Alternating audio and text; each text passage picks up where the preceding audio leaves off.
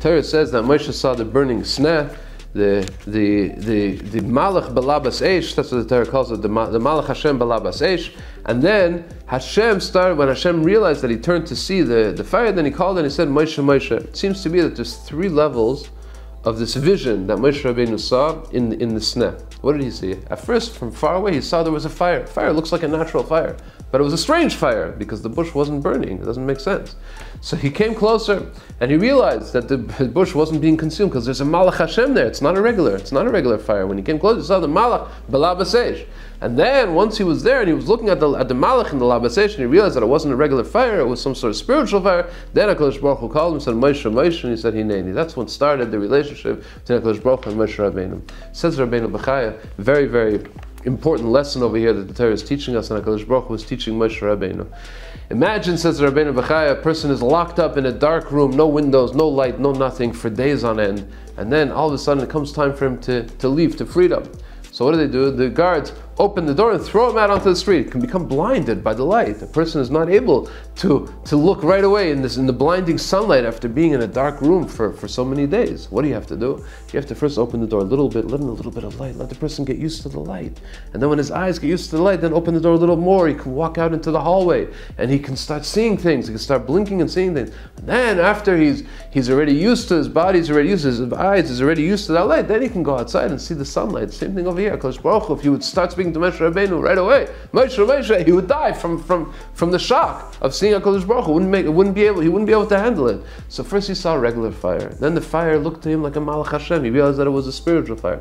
Then he was able to be Mikay. Then he was able to accept and to be able to absorb the voice of HaKadosh Baruch Hu, Moshe, the nevuah of HaKadosh Baruch Hu. Says Rabbeinu Bechai, the same thing is with Torah. Torah is Yidiyas Hashem, is the Or of Hashem, is the light of HaKadosh Baruch Hu. And that's why when Hashem gave the Torah, he didn't give it all right away. First in Moreh, he gave a few mitzvahs, Shabbos, other mitzvahs, Machlekes, exactly which mitzvahs, Shabbos for sure. And the Yidden started discussing the halachas of Shabbos, what you're allowed to on Shabbos, what you're not allowed to on Shabbos, before Matan Torah. Then there was Matan Torah. And then says Rabbeinu Bechai, all the way at the end, there was in Moav, the Mishnah Torah, where Be'er Heitev, where everybody understood the entire Torah from beginning to end. That's the way to learn Torah. Torah is not an instant knowledge base that you can just buy, get the whole database, and there you got the whole Torah. No, it has to come in steps. It has to come properly. Unfortunately, many people, when they start learning Torah, they get open to the light of the Torah. They want to know everything right away. Al regalachas. They want to know everything. They want to start learning Gemara, Mishnah, Zohar. They want everything right away. They don't have the patience to go through the steps of climbing the ladder. Aleph Beis, learning to read, learning the Pirush Hamilim, understanding what it means when it says a certain word in one pasuk, a certain word in a different pasuk, learning the Rashi, opening up slowly, opening up the Torah to themselves. And we as teachers also have to be aware of this, not to teach everything right away.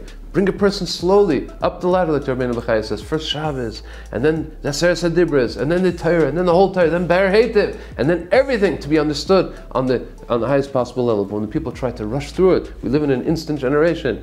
We want to order Uber Eats, it has to come within 30 minutes, or else we cancel the order. We want to be able to listen to a shir. Okay, we're driving in the car. Let's put on a shir, 20 minutes. Let's listen to the whole thing. Let's listen to the whole shir from beginning to end. That's not how it works. It works with persistence.